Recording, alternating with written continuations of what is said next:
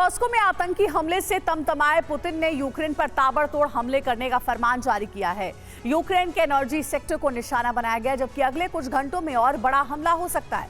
खास तौर से रूस के टारगेट पर यूक्रेन के मौजूद वो नाटो कमांड सेंटर हैं, जिनका सुराग कुछ दिन पहले ही जुटाया गया है। ये रिपोर्ट देखिए। अब पुतिन को कोई नहीं रोक सकता।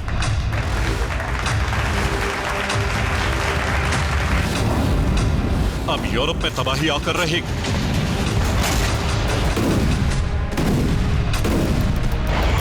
क्योंकि मॉस्को में आतंकी हमला करके पुतिन को सीधा चैलेंज कर दिया।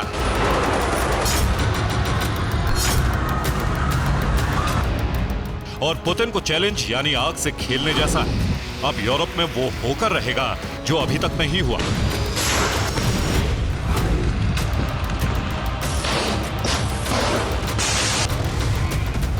पहले पुतिन के 5 टारगेट समझ लीजिए, जिनके लिए पुतिन ने निकाला है क्रॉकस अध्यादेश।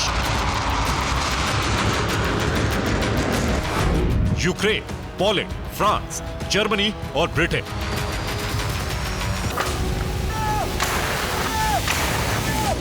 और इनमें तबाही कैसी होगी, इसका ट्रेलर यूक्रेन में दिख गया, जब एक साथ रूस की सीमा से ड्रोन और मिसाइल ब्रिगेड ने यूक्रेन में धुआं कर दिया।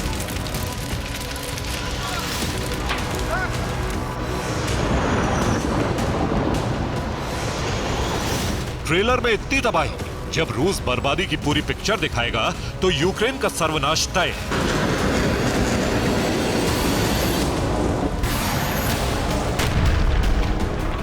जाहिर है यूक्रेन को बचाने के लिए नाटो देश आएंगे।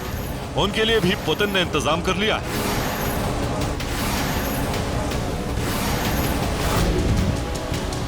रूस ने फाब 500 M62 बम की बड़ी खेप तैयार कर ली है, जिनसे नाटो देशों पर हमले किए जाएंगे।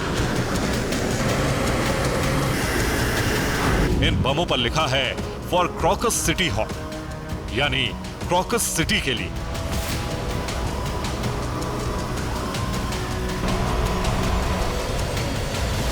इसका सीधा मतलब है कि इन बम से रूस बदला लेने के लिए तैयार है और यह हमला आज रात हो सकता है, यानी यूक्रेन के लिए आज की रात बड़ी भारी है।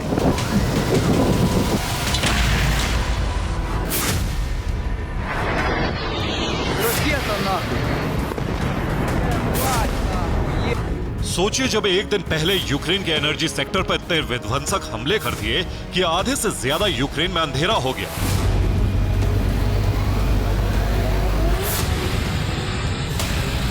अब विध्वंसक हथियारों में जब रात में बड़ा हमला किया जाएगा तो कितनी तबाही होगी।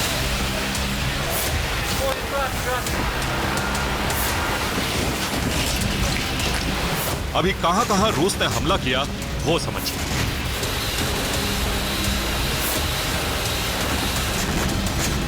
रूस ने यूक्रेन के कई पावर हाउस ध्वस्त कर दिए हैं। यूक्रेन को गैस सप्लाई करने वाली पाइपलाइन रूस ने नष्ट कर दी है। ऑयल रिफाइनरी को मिसाइल स्ट्राइक से तबाह कर दिया है।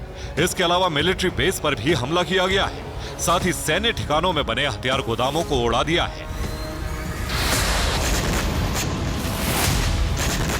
इतने हमले से रूस ने यूक्रेन को करीब 10,000 करोड़ का नुकसान कर दिया है।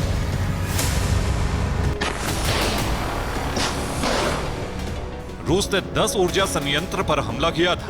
इसके लिए 60 ड्रोन दागे गए, 90 से ज्यादा मिसाइल का इस्तेमाल किया था। पावर सप्लाई कट होने से 15 लाख परिवार अंधेरे में डूब गए।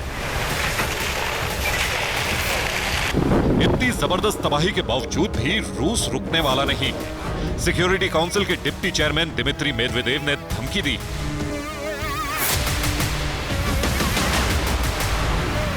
जरा इंतजार करो, तबाही तुम्हारा इंतजार कर रही है। हम मॉस्को हमले के हर गुनहगार को पकड़ेंगे और ऐसी सजा देंगे कि इतिहास याद रखेगा। वो तमाम देश हमारे टारगेट पर हैं जो इस हमले के लिए जिम्मेदार हैं। और ऐसा करने के लिए रूस तैयार है। हथियारों का प्रोडक्शन बढ़ा दिया गया है। मिसाइल लॉन्चिंग पैड पर अलर्ट मोड पर है।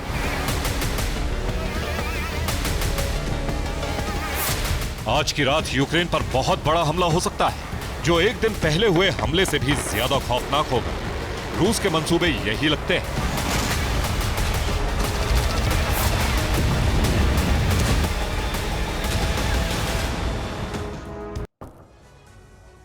मॉस्को में हुए आतंकी हमले का बदला लेने के लिए रूस ने यूक्रेन पर जबरदस्त मिसाइल स्ट्राइक की है। कीव में कई प्रशासनिक इमारतें जमींदोज हो गई। लवीव पावर हाउस पूरी तरह क्षतिग्रस्त हो गया। निप्रो में हाइड्रो इलेक्ट्रिक स्टेशन को तबाह कर दिया गया। खार्किव में रिहायशी इलाकों पर हमला किया गया और ओडेसा पोर्ट का इंफ्रास्ट्रक्चर तहस नहस कर दिया गया। वहीं ज़ेपोरिज़िया में न्यूक्लियर पावर प्लांट पर हमला नाकाम हो गया। इन हमलों के लिए विध्वंसक हथियारों का इस्तेमाल किया गया, जिसमें 63 शाहिद ड्रोन थे, 35 KH-101 cruise missile, 5 KH-555 cruise missile, 5 KH-22 cruise missile, 12 Iskander ballistic missile, 2 KH-59 guided cruise missile, जबकि 7 किंजल एरो बैलिस्टिक मिसाइल और बाइट S-300 एंटी एयरक्राफ्ट मिसाइल से यूक्रेन में तबाही मचाई गई।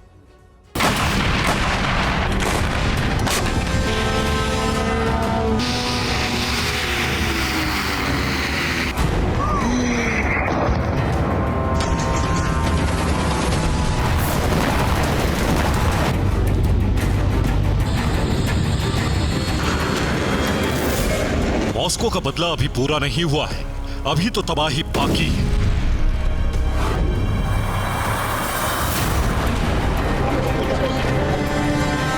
रूस के मंसूबे से साफ है कि अगर इसी तरह हमले होते रहे तो नाटो को युद्ध में कूदना पड़ेगा।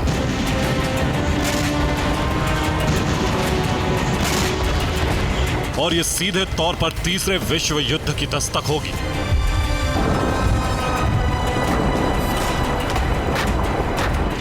यूक्रेन के मिलिट्री ऑब्जर्वर डेनिस पोपोविक ने अंदेशा जताया है, आने वाले महीने में भी यूक्रेन पर बड़े मिसाइल हमले होंगे। उनके पास मिसाइल का भंडार है। ये ठीक उसी तरह है जैसे पिछले साल मई में उन्होंने ऐसा किया। इस बार उन्होंने अप्रैल चुना है, जो यूक्रेन के लिए विनाशक साबित हो सकता है।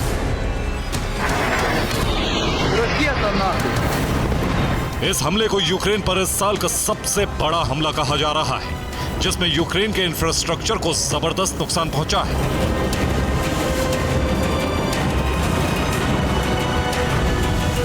हमले में लवीव के पावर हाउस को निशाना बनाया गया, जिसमें पावर हाउस में आग लग गई। एक बड़ा हिस्सा क्षतिग्रस्त हो गया।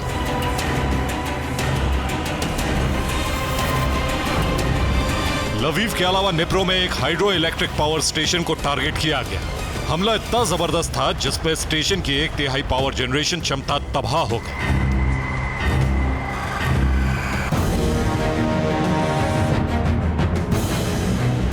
खार्किव कीव के बाद यूक्रेन का दूसरा सबसे बड़ा शहर है।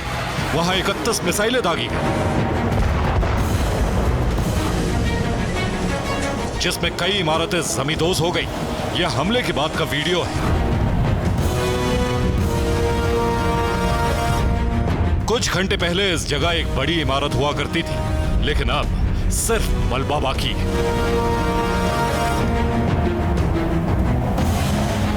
इस बीच एक बार फिर से ज़ेलेंस्की ने अमेरिका से जल्द डिफेंस सिस्टम देने की डिमांड की है।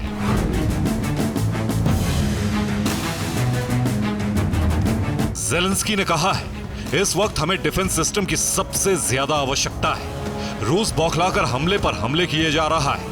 मेरी अपील है कि सुपर पावर $60 बिलियन के डिफेंस सिस्टम की खेप जल्दी यूक्रेन पहुंचाए, क्योंकि रूस ने हमले के लिए ईरान मेड शाहिद ड्रोन का इस्तेमाल किया है। साथ ही शॉर्ट रेंज बैलिस्टिक मिसाइल से कोहराम मचाया है, खासतौर से रूस के टारगेट पर energy sector.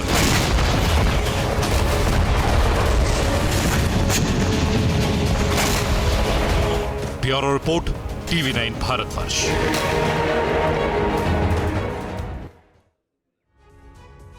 Moscow terror attack की आग अभी शांत भी नहीं हुई थी कि उससे पहले यूक्रेन ने एक बार फिर रूस के ब्लैक सी नेवल फ्लीट पर बड़ा हमला किया। यूक्रेन के मिसाइल हमले से रूस के 2 एम्फीबियस युद्धपोत सेवास्तोपोल पोर्ट पर जलमग्न हो गए। और जानते हैं, इस हमले को अंजाम देने के लिए यूक्रेन ने made in Britain storm shadow cruise missile का इस्तेमाल किया, जिससे काला सागर बारूद से लाल हो गया। मगर कैसे इस हमले के बाद से ही यूक्रेन के अंतकाल का काउंटडाउन शुरू हो गया, देखिए इस रिपोर्ट में। एक धमाका और पूरा इलाका बारूदी कोहराम से दहला उठा। आसमान तक आग का गुब्बार, भड़कती लपटें और चारों तरफ मची अफरा तफरी खुद इस बात की तस्दीक कर रही है कि ब्लास्ट कितना जबरदस्त और भयावह है।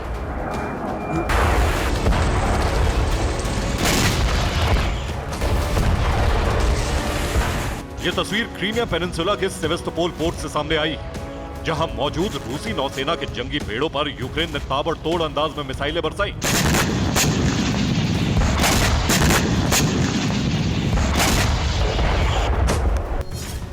मीडिया रिपोर्ट्स की माने तो यूक्रेन के मिसाइल अटैक में रूस के 2 एम्फीबियस युद्धपोत नष्ट हो गए।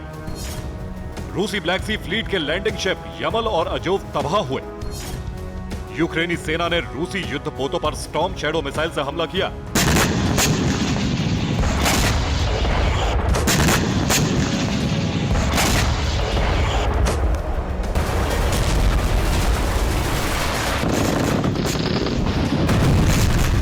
यूक्रेन का दावा है कि सेवेस्तोपोल में जिन 2 एम्फीबियस युद्धपोत को मिसाइल हमले में खाक किया, उसे अंजाम देने का मकसद था काला सागर में रूसी नौसेना की पकड़ को ढीला करना।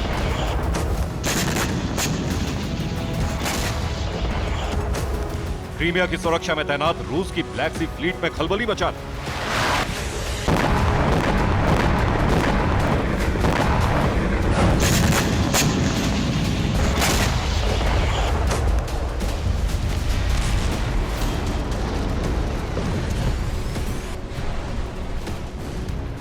रूसी नौसेना की ब्लैक सी फ्लीट के दोनों बेड़े रोपुचा क्लास एम्फीबियस लैंडिंग शिप्स थे।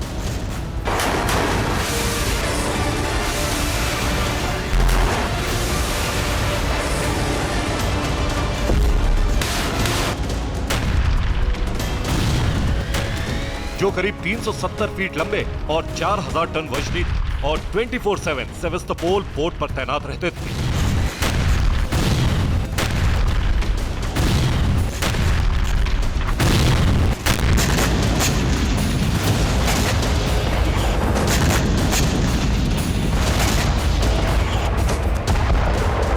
मगर यूक्रेन ने ताबड़तोड़ मिसाइल अटैक में दोनों जंगी बेड़ों को जल समाधि लेने पर मजबूर कर दिया।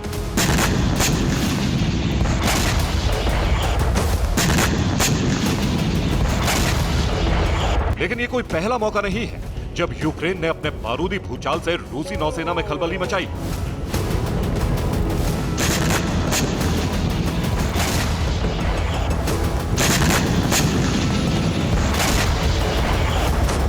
ब्लैक सी में रूस के समुद्री जंगबाजों के हंट ऑपरेशन को अंजाम दिया।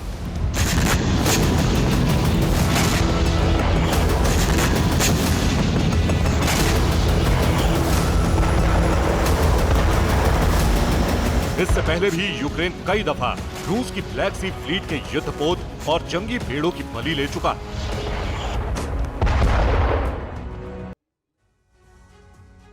फरवरी 2024 के बारे में जो जानकारी मिल रही है उससे जुड़ी खबर आपको बता दें। मॉस्को टेरर अटैक की आग अभी शांत भी नहीं हुई थी। उससे पहले यूक्रेन ने एक बार फिर से ये बड़ा अटैक किया है। और आपको ये भी बताते चले कि युद्ध के मैदान में लगातार विध्वंसक हमले होते जा रहे हैं, जिसका नतीजा है कि अब तक यूक्रेन को काफी नुकसान झेलना भी पड़ा है। तो वहीं 14 फरवरी 2024 को यूक्रेन ने रूस के सीजर कुनिकोव युद्धपोत पर हमला किया और यूक्रेन के हमले से रूस का एम्फीबियस युद्धपोत नष्ट हो गया। इससे पहले 1 फरवरी 2024 को यूक्रेन ने रूस के इवानोविट्स युद्धपोत पर हमला किया। यह हमला भी यूएसवी यानी समुद्री ड्रोन से किया गया और रूसी युद्धपोत नष्ट हो गया। 2024 के पहले महीने में भी यूक्रेन ने रूस के कई क्रीमिया बेस पर लगातार हमले किए। इनका टारगेट रूस के एयरबेस बने। 31 जनवरी को यूक्रेन ने क्रीमिया के बेलबेक एयरबेस पर मिसाइल हमला किया। यह हमला स्टॉर्म शैडो मिसाइल से किया गया। यूक्रेन के इस प्रहार से रूस के 3 Su-27 फाइटर जेट नष्ट हो गए। इससे पहले 5 जनवरी को यूक्रेन ने क्रीमिया के साकी एयरबेस पर हमला किया। इस हमले के लिए भी ब्रिटेन से मिली स्टॉर्म शैडो मिसाइल इस्तेमाल की गई। इस मिसाइल के प्रहार से 23 रूसी सैन्य अफसर मारे गए। मरने वाले सैन्य अफसरों में 5 हाई रैंक कमांडर थे। 4 जनवरी को यूक्रेन ने क्रीमिया के ही यूखारिना बाल्का एयरफील्ड पर हमला किया। यह हमला यूक्रेन की अपग्रेडेड मिसाइल नेपच्यून से किया गया। यूक्रेन का यह हमला सटीक रहा और रूसी रडार सेंटर नष्ट हो गया। इसी दिन क्रीमिया के येवेपतोरिया पर यूक्रेन ने 10 से ज्यादा स्टॉर्म शैडो हमले किए। यूक्रेन ने दावा किया कि रूस का एक कमांड पोस्ट तबाह हो गया। ये रिपोर्ट आपको दिखाते हैं।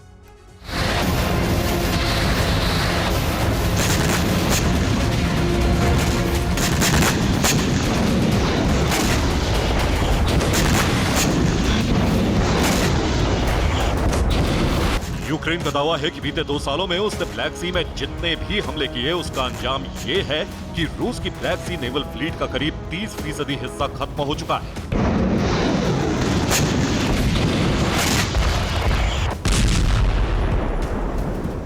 दरअसल काला सागर में सबसे बड़ी नौसेना शक्ति रूस ही है। ऐसे में यूक्रेनी ब्रिगेड धीरे धीरे इस शक्ति को समाप्त करने में जुटी।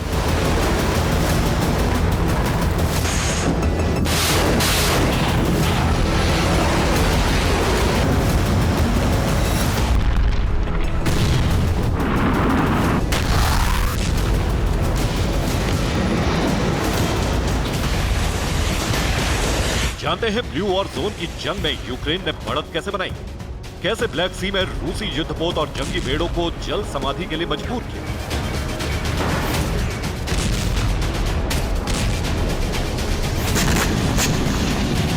तो इसकी वजह है काला सागर में यूक्रेनी नौसेना की तरफ से इस्तेमाल किए जाने वाला हथियार।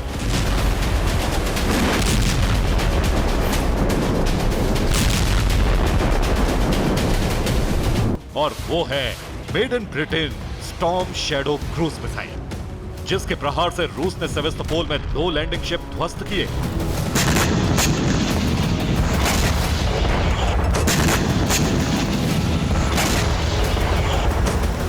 दरअसल ब्रिटेन की storm shadow cruise missile Zelensky के लिए गेम चेंजर साबित हुई। आखिर कैसे, ये भी जान लीजिए।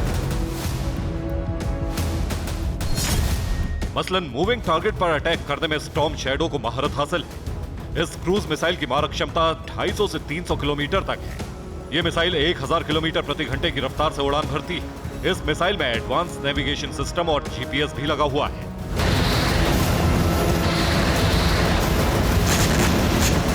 आर पार की जंग में दुश्मन पर सटीक प्रहार करना हो, हवाई कॉम्बैट ऑपरेशन करना हो, उसमें स्टॉर्म शैडो क्रूज मिसाइल घातक और अचूक मानी जाती है। यह फ्रांस की स्कैल्प मिसाइल का ही एडवांस वर्जन है, जो दुश्मनों के ठिकानों को लॉन्ग रेंज से ही तबाह कर देती है।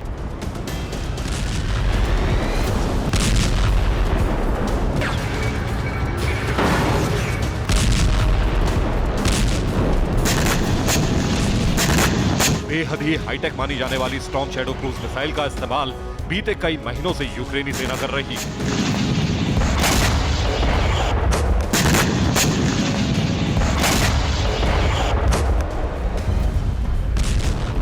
ऐसा नहीं है कि यूक्रेन ने सिर्फ सेवेस्तोपोल में तैनात रूस के जंगी बेड़ों पर हमला किया, बल्कि इसके साथ साथ क्रीमिया पर ताबड़तोड़ ड्रोन और मिसाइल अटैक किए।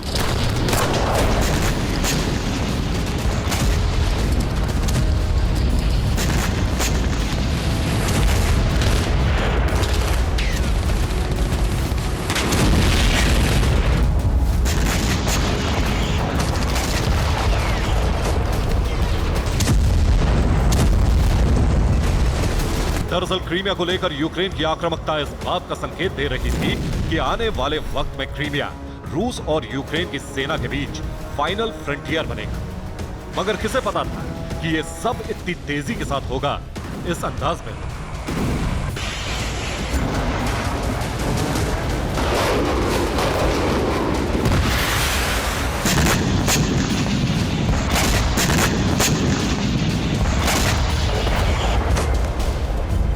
एक तरफ यूक्रेनी सेना क्रीमिया को दहला रही है, तो वहीं दूसरी तरफ रूस के रोस्तोव में मौजूद थर्मल पावर प्लांट पर भी ड्रोन स्ट्राइक की गई। वहीं रूस का आरोप है कि यूक्रेनी सेना रूसी सरजमी को दहलाने के लिए यूएस मेड केमिकल वेपन्स का भी इस्तेमाल कर रही है। मतलब साफ है कि रूस यूक्रेन जंग अब ऐसे मोड़ पर आ चुकी है जिसका अंत सिर्फ तबाही है। Bureau report, TV9 Bharat.